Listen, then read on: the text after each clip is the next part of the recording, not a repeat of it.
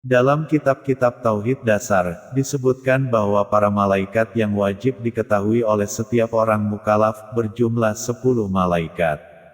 Malaikat pertama yang wajib diketahui adalah malaikat Jibril.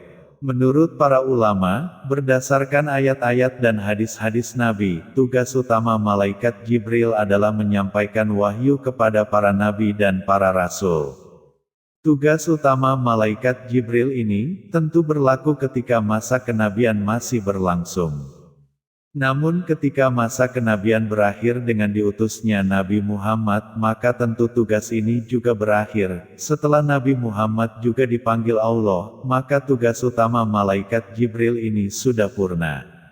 Meski tugas utama ini sudah berakhir, setelah Nabi Muhammad, namun tugas-tugas malaikat Jibril yang lain, masih berlangsung hingga saat ini. Ini karena tugas malaikat Jibril bukan hanya menyampaikan wahyu.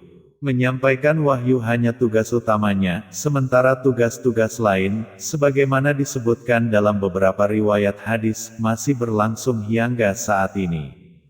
Setidaknya ada 4 tugas malaikat Jibril selain menyampaikan wahyu. Pertama, menjadi pemimpin para malaikat untuk turun ke bumi.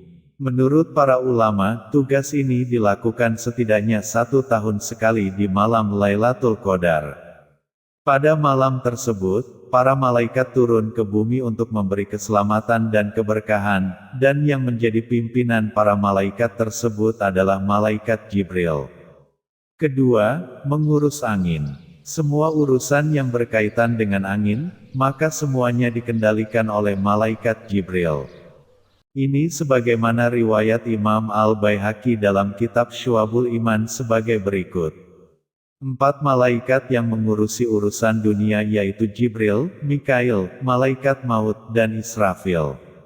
Jibril diserahi untuk mengatur angin dan para tentara, malaikat. Mikail diserahi untuk mengurus hujan dan tumbuh-tumbuhan. Malaikat maut diserahi untuk mencabut nyawa, sedangkan Israfil diserahi tugas menyampaikan perintah kepada mereka. Ketiga, memenuhi kebutuhan manusia. Malaikat Jibril mendapatkan tugas dari Allah untuk memenuhi kebutuhan manusia.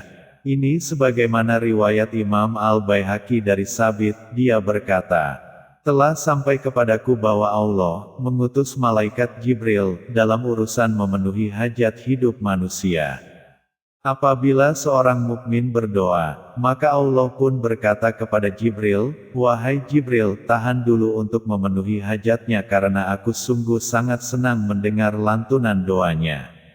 Apabila orang kafir berdoa, Allah pun berkata kepadanya, "Wahai Jibril, penuhi apa yang menjadi hajatnya, karena sesungguhnya aku tidak suka mendengar lantunan doanya."